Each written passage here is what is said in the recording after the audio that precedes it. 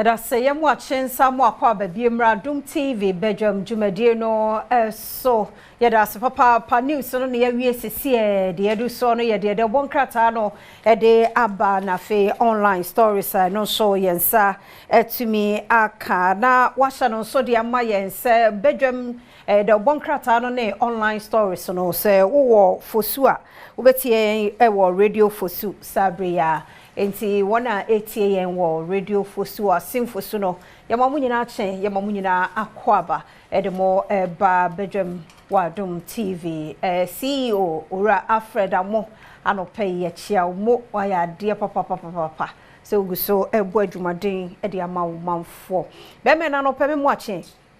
na bibia boko de onyame de ache ba de na ko yesa e wo he side because unse bibia sima woka uko escape good no oman no ebe yiwa ma na aka wo yire no oman no busua so atiase nti enheda anye desa esesa ye twa ye ni akohwe echi a enioma ensem fata asisi anka ho asohwe kra ba ya anka nye ya ebe prise ya ke afiaba ne ya ankotihwe mesramu bebre mesramu ni die so mesramu amadaroma ye careful abrabo na onyame de afem ye no ye wo bere a onyame nani munyam obeto nsa afro bia ba o ma ho kwan na so abufuo bi nyoma bi ensem fata obi hyewachi kase kotu na mo bi koyese we ye kosi aka twitwitwitwitwitwitwitwi zrawo enipa enkwan yento na boso kan wo ana akokompe ana akokomase magazine dire bia da maka woni pe edili a ye careful the last thing I say o plan say obi kunipa. It's a very serious thing. The last thing say wunya akukudro because they be ada meka mu do na mo ntiase agoro no ye nkan di wachi a onti de ye kana say ukunu nie obanie onananie wofase nie and this is the payer e de amana e mo ya ontiase ambulance si hokra intimi no car si hokra intimi mpeda abobo ya akra so ye de tuma ye ontiase enne wiase ewomu enne Ghana ewomu enipa binimu the only thing they can resort to sebi ajimisem ene ne yoma ensem fata ontiase ye ntimi nya hwehwe de emma obi biara nsua ye ena Ghana no why na hokra no kration no panyimu atofom akwada asai adwumakuo we a atetia pansam ukofa ha asifom tokro da ha idi wana ye say o man no wan ye hwe no question wan na ka hey obi abre no wase no ma ye kwa ne ye ko na de bia na abegina em ye mfa onye skate good na opia hwe ho yi onyame hwe edi fi ne fi bem onyame di sa de nyina dom yen but dia ka no and say yen yankasa ye betutu ya na mo yi. It's very painful because I'm putting myself in the shoes. Remember, onyame mpengu na we akọ dia na besi ya ni pamfo bia anya hwe no masesa hye wo mo nsem dia kukuduo na ebe yeso sa awu chiri huro pehuro wo chiri huro pehuro na wontimi huro awu ka ho ayeden dia kukuduo na ba sa no agro keke aye ntua obi aka wo ho mo bo na na eje ho akatua wakum nipa ni free ana akọ na ne nam mu ne ye ka nyina wo no dam dendende enso na akun no sabe ya na asumdwe benti wafa ho ku na ekọ no watoa no ni nyina so mpanifo hyekire pani bi hyekire be eno de free minister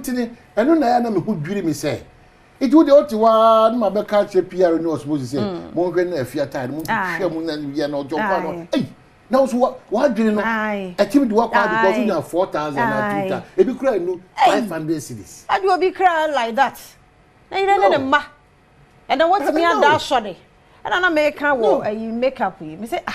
ne nipa kra nya ona ukun no kra no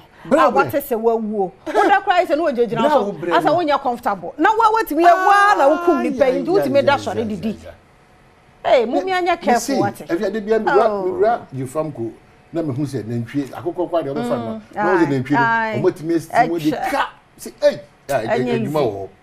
enya adwuma keto yes na unu aye wo esremo me anya careful because etutu asem ne doso yan fa mbra nya adwuma doso me buru mra so no doso ni nyina efri minu mienu e fa nkwasha amanyo semfo no because one day order kwabra ni nyina so gina say de asipen bi ani ho a ye hu outcome say ye koyechi ni akoya besisi so enti saa na obi eye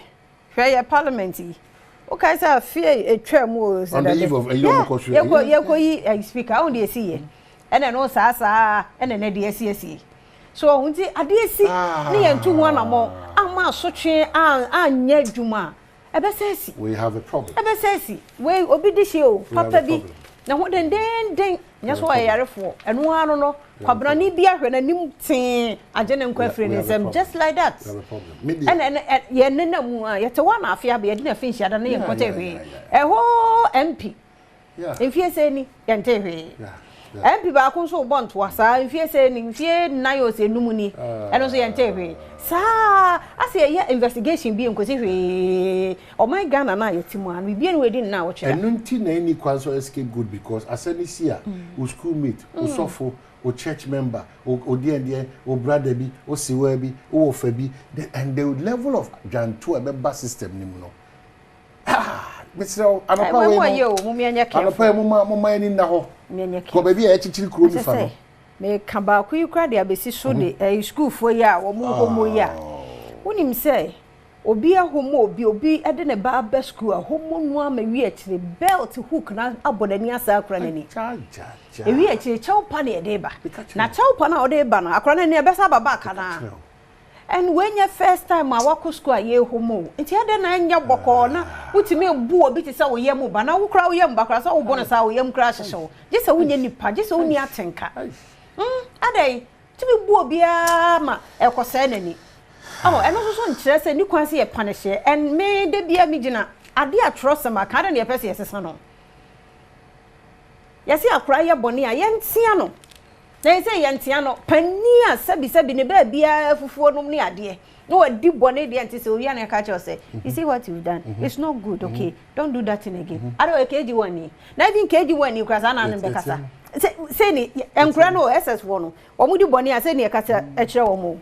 if you akwa ni ma na ye kwa because as say am share because on my foundation ye mayo but then kwara na kasa akukudro pa ekrobia foundation shaking dem sel wo si dan sisu a ebedwiregu ebebu arawo de akoso na ya as ya dian fa ye ho no kwa be serious o na dachi bi ya na beba ye so I'm surprised because ye na wo se tete won mu yi enti say school yes me yam wo ma abatan no so de ne ye oh my god ten won se ye ja ye man sa no wo kwa na oba no free school ba ya wo busa ne de esi ye e de na course wo school de no di ye e de no ye nye ne nyina all because of your busy ye ko pesika de bia me ka se wo be pesika no so wan hwe a by the time abebo achi no na wo nyina asai enti no matter how busy we are ye nya time e ma busua no me se me ti we ya me nyina ama wo me nyina kwa still ye check it up on me just nipa no wawofo no omawu nti abatan no ma sa abre wo ba wo SS why you ho se wanyini SS why you enya na sem kuti wo SS kana to awi enya na sem enya how na nim se esaya wa wo na besa enya na sem enya na sem ba nti mo me nyai me nkase ye ma no mo ye responsible nti no ye ja bibia de amo suku ba ko wo ayi suku kan no bia ko hu na no kwasi ade na em se bra ko sra mo fra ko kam yon ko bia ko ne baba unim say esu a ode wo sukuu no different oh my goodness very different ne papa omo ka ne omo ba no ho ne papa no nwanwa na jiwan ka hwe ho ye tina ka menya abofra ne ba no bi say eye wo na omo ka ho asem na na e so yi ma no ye enkura no aha ne subanko obefia ne subanko ba ye engage wo mo ombeka omo me nyai ne saa chechefo omo ye omo famu di na wo nso de na nso wo ye asama ye kan sesi akwabna ndamu ewo fosu radio ye da omo se omo so omo nya kire se ene ba bia no fosu kura de be kasa honidi eki o so atasa honidi because of ohene no isu so enya wo sa bia wo na kushia esi so no be ya chia o enti mesra samu tie nso afosufo mo hwe mo brabo yi adesua no kuredi oman Ghana ho do se obeboa oyire ne umma ama mo so betima kodu mpempenso bia ebe ma o man nya ho mfa so obi afa botae papa si woni so radio it's very very important. Well, I believe me to be me say be say if you call my telephone call so be yen kan we no because of radio for sufuenti no mo hu nsem a ekoso okay so the Ghanaian Times say at Ghana Investment Trade Week launch commit political will to real estate sector core construction group chair to government one aya adansi for my Ghana mu no owo dey ato aban nim say bere we pa de bo modia na mo ani nkunu Ghana of what she sisi dan na wono eton eno eni ma so GFA Ashisha ase o ye hwehwemu fa insuatre incident no insuatre mani commercial something kotoko ana ayonkofo mienu so omanya 20 years omokoda fiase na omukuta etuo ene ho ne omoko wia na enye ne kwa so the overseer so say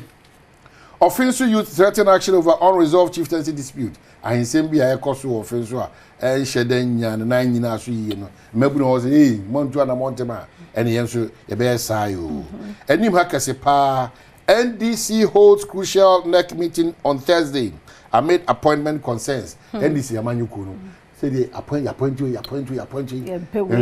hey am say there be nipa bi mu kasa wa chirenti no empemfo se ntempa ye nhia na ye hwe kwan be fa so a asumdwe beba ukọ eye NHI sisi a Kane Deputy Minister Health Era Bampo Nyamfo ompani wasem oye na dwuma kama aban ba ko ene yasade NHI a hyensa eno na one Abuaji da Costa mikro bi de hye wono echiachi omoka say afedi want to take over. Daily Graphic is so the aba.